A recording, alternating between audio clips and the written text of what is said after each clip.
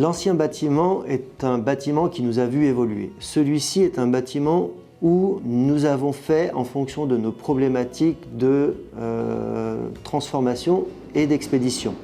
C'est-à-dire que la première porte, vous avez les semi-remorques qui vont arriver avec tout le stockage de notre café vert.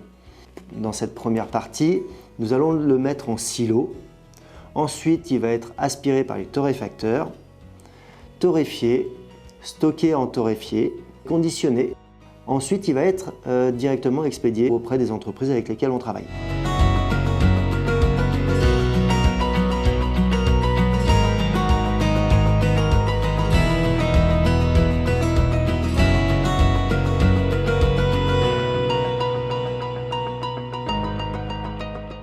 Toute la structure bois est issue des forêts de lin et a été faite en pin. L'OSB vient de la Loire, les plafonds sont faits en peuplier, les portes sont faites en pin sylvestre, l'isolation est faite en fibre de bois, les toits ont été isolés en laine de roche, fermés entre deux couches d'acier pour une isolation parfaite. Réincorporer du pisé dans un mur, c'est un projet de fou. Nous avons utilisé la terre du site. Donc à 4 mètres de profondeur, quand on a creusé notre puits canadien, on a récolté cette glaise qu'on a fait analyser par plusieurs laboratoires pour obtenir ce mur en pisé. Ce mur en pisé, aujourd'hui, nous permet d'avoir une inertie énergétique des plus optimales. Le sol a été conçu par une entreprise de Saint-André-de-Corcy.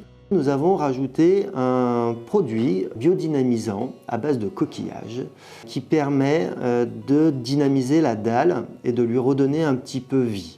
Toutes les ondes électromagnétiques vont aller directement dans la dalle sans passer par le corps humain. Nous avons été aussi soutenus par l'ADEME, car ici nous allons récupérer la chaleur des torréfacteurs pour chauffer à peu près 250 mètres carrés de bureaux en chauffage au sol grâce à un échangeur thermique, ce qui nous fait économiser 90% de nos consommations en chauffage. En même temps, l'échangeur thermique va également aspirer la température ambiante autour des torréfacteurs pour la redistribuer dans toute la partie, dans les 800 mètres carrés d'atelier. Et tout ça va être additionné avec un puits canadien. Un puits canadien, c'est des tuyaux qui passent sous terre à 4 mètres de profondeur. En l'occurrence, ici, on a 2 tuyaux de 60 mètres à 4 mètres de profondeur qui aspirent la température de la terre à cette profondeur-là.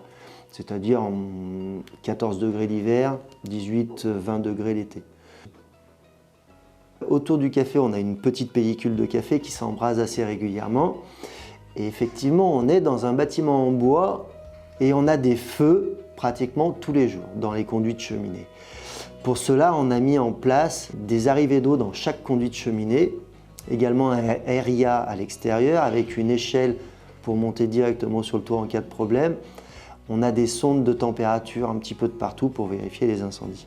On a une cuve, une très grosse cuve de récupération d'eau de pluie qui nous permet d'alimenter la totalité des sanitaires, mais également tous les réseaux fermés, c'est-à-dire le chauffage au sol, c'est-à-dire la chaudière quand notre échangeur thermique n'est pas en fonctionnement. Tous les circuits fermés sont alimentés par de l'eau de pluie. Au niveau de la partie atelier, on a fait le choix d'utiliser uniquement de la lumière naturelle qui vient uniquement de la façade nord et non de la façade sud. Encore une fois, on fait de la torréfaction de café, donc il faut que nos yeux ne soient pas trop abîmés ou altérés par la lumière cinglante d'un rayon de soleil.